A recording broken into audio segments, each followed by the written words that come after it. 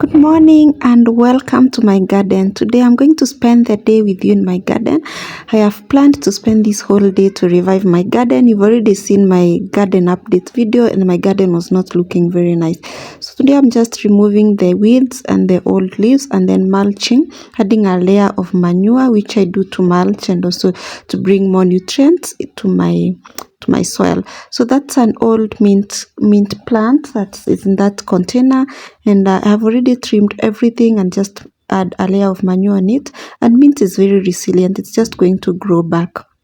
Next, I'm going to trim this other mint, that is lemon balm. Some people like to call it peppermint. I call it lemon balm. And so I'm just trimming it. I'm going to dry all this mint for my juices and for my teas.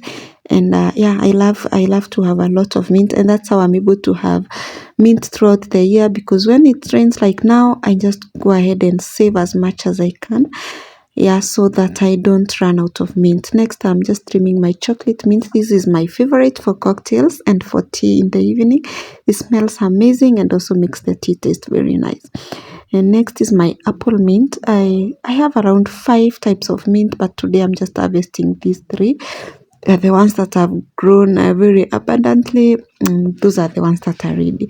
So I'm just going to bring down all the leaves, the ones that look overgrown, and the rest is going to just come back because mint is just generous. Next, I have a bin over there which I brought down my sugarcane plant. I'm going to rescue my sugarcane plant by trellising this bean up the wall. Yeah, I love to grow beans for their leaves and they always come through. I always have greens in my house because I don't ever lack, because I grow a lot of them. And I also value add. I pack them and freeze them. So I always, at every one time, I'll always have greens in my house. So the sugarcane is rescued, and then we'll go ahead to the black kills. These plants, I really looked for them, but then I got so busy to take care of them, but they are not struggling much. They are not as fat as I would love them to be, but they are also not as dead as I would have expected them. They add some carrots below them. I practice a lot of intercropping because, yeah, small garden, you have to maximize. So these carrots, interestingly, I had planted them in a container. They didn't do very well. I transplanted them to this space and I've been eating quite a good number of them. Next, I'm going to work on some containers which have had spring onions for the longest. The longer you stay with your spring onions, the thinner they become. These ones are almost at the end of their life. So I'm going to cut them down and then I'll use them. I'm not going to throw them away. It's holiday season, so I'm going to make a lot of bone broth for my food. I like to use bone broth to cook my food, and I'm going to flavor the bone broth with these onions. So these are not going to go to waste. I'm going to use them. And so I'm going to cut everything down and then remove the weeds. Then I'm going to go ahead and add some manure to mulch those containers to make sure they are covered so they don't get destroyed. The soil is also protected, and any plants that grow now will have enough nutrition.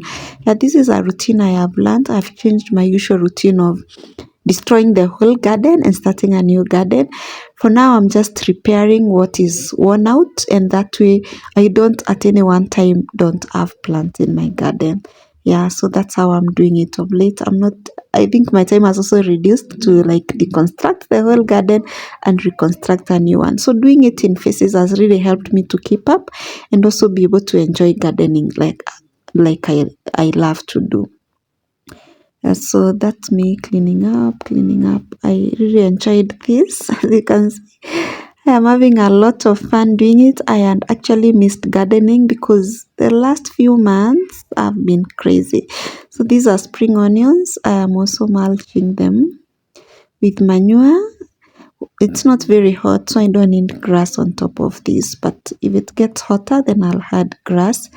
So to make sure that it retains a lot of water. So this manure brings in moisture retention, it brings in more nutrients. So yeah, again, I'm cleaning up for some carrots. So these are rainbow carrots. I got these seeds from SA, South Africa, I mean. And then I planted them, a few of them, like 20, to test and see if they will work. I can see they have started putting some carrots, so not bad at all. my plan with these ones is not to harvest them, but to let them stay because they are heirloom seeds. I pray they are going to produce seeds so that I stop buying carrot seeds for once and for all. Because most of the plants now in my garden, I don't buy seeds. I just save seeds and replant them. But I also do buy seeds once in a while. And those seeds that I didn't manage to save or they got destroyed by whatever, water, something, I buy seeds. But I want with time to be able to have a fully sustaining garden where I replant my seeds, or maybe I exchange with farmers in the market, then come and plant. In the wake of GMOs, we have to be as careful as we can with our organic garden so that we don't get to plant GMOs in there. Yeah, that's a millet that's growing there. I may not be able to harvest a lot, but yeah. This is my dahlia. It's in deathbed. This dahlia, I saw it and I knew it was going to die.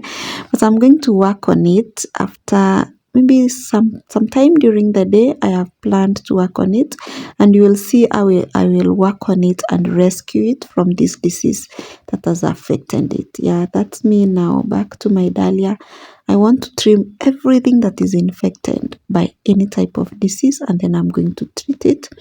So I'm going to take my scissors, my garden scissors, and clip away all the leaves, the dead, the dry, the damaged, the deceased, all the bad disease. We are going to remove everything and then treat it and hope it's going to come back to life. And this one really hurt me because I really love dahlias. The way when they bloom, they are so beautiful and they're on my doorstep, so they bring a very good vibe over there. Yeah, so that's me working on it.